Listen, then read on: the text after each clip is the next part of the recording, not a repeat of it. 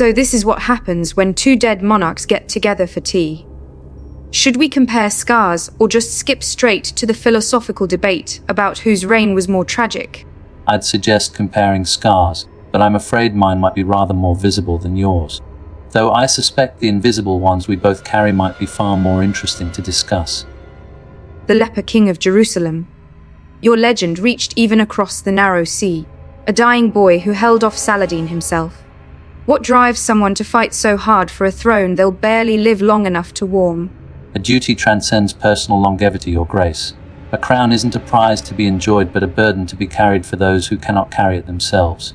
You conquered cities to free slaves, then crucified masters without trial. How do you reconcile liberation with vengeance? Those masters lived off human misery for generations while children died in fighting pits for their entertainment. Sometimes justice requires fire and blood to cleanse what cannot be reformed. Your own crusades weren't exactly gentle. How many died to keep Jerusalem in Christian hands? Wars have casualties, but we maintained laws of warfare, protected pilgrims, honored truces with our enemies. When Saladin's physicians treated my leprosy, we exchanged gifts and correspondence. You burned King's Landing to ash after the city had already surrendered. Where was the honor in that? The people of King's Landing cheered when my father was overthrown, then cowered behind Cersei's walls when I came to reclaim my birthright. Sometimes fear is the only language people understand. But your situation intrigues me. Ruling while dying, knowing every decision might be your last. Did that urgency ever tempt you toward harsher methods? Every day. When you know your time is limited, the temptation to force quick solutions becomes overwhelming. But rushed justice is often injustice in disguise. Your dragons gave you the power to reshape the world instantly. Didn't that immediacy corrupt your judgment? Power without patience breeds tyranny. Patience is a luxury slaves can't afford. Every day I delayed action. More children died in fighting pits. More women were sold like cattle. My dragons represented hope for the oppressed and terror for oppressors. Your patience meant continued suffering for those you claimed to protect. Gradual change builds lasting foundations. Your rapid liberation created power vacuums that filled with different masters. When you left Slavers' Bay, did your reforms survive? Or did the freed slaves simply face new forms of bondage? Sustainable change requires systems, not just revolutionary fervor. Systems built by compromise with evil are rotten from the start. You made deals with nobles who exploited peasants, allied with kings who ignored suffering beyond their borders. At least I tried to break the wheel entirely, rather than just changing who sits on top. Radical change often destroys more than it creates.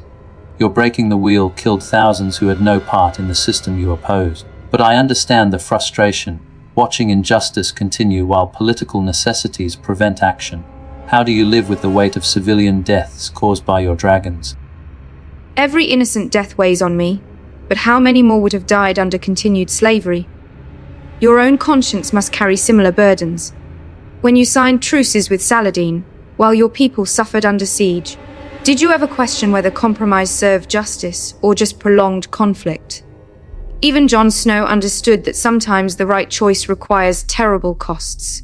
Jon Snow faced impossible decisions between duty and love, much like we both have.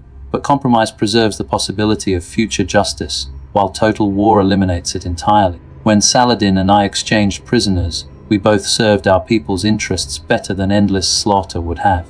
Consider Tyrion Lannister's counsel. Didn't his warnings about mercy and restraint prove prophetic? Tyrion's warnings came from fear, not wisdom. He never understood that some systems can't be reformed. They must be destroyed completely. Look at Ned Stark. His honor and restraint got him executed while corruption flourished around him.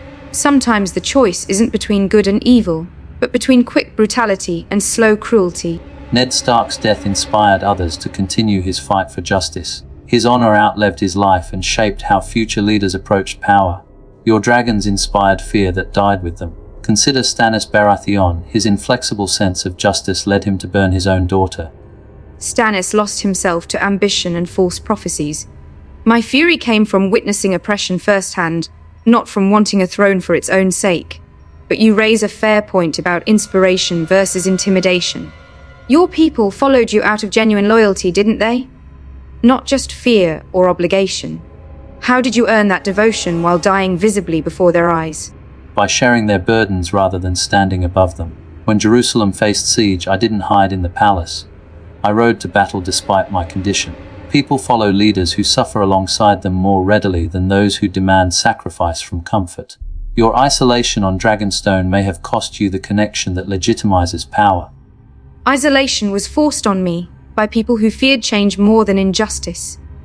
But perhaps you're right about connection. When I lived among the Dothraki, eating horse heart and learning their ways, I earned respect through participation. Maybe I lost that humility somewhere between freeing slaves and conquering cities. Power changes us all, especially when we believe our cause justifies any means.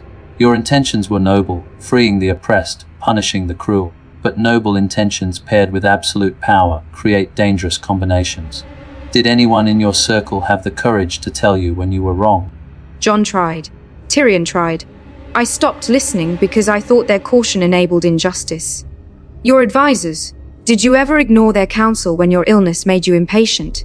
Sometimes the dying feel they have nothing left to lose, which can lead to reckless choices or essential ones. I ignored counsel more often than I should have, especially when pain clouded my judgment. But my advisors knew my time was limited, so they spoke more freely than they might have otherwise. Perhaps that's one advantage of visible mortality. It forces honesty from those around you and humility from yourself. My dragons made me feel unstoppable, which probably made me less willing to listen to dissent. Your leprosy reminded you daily of your limitations. Maybe that's why your reign is remembered for wisdom, while mine is remembered for fire and blood. Perhaps the greatest tragedy is that rulers like us rarely get to choose which type of error we inherit. We can only respond to the world as we find it and hope our choices serve something greater than our own ambitions. Whether through fire and blood or patience and compromise, we both tried to leave the world better than we found it.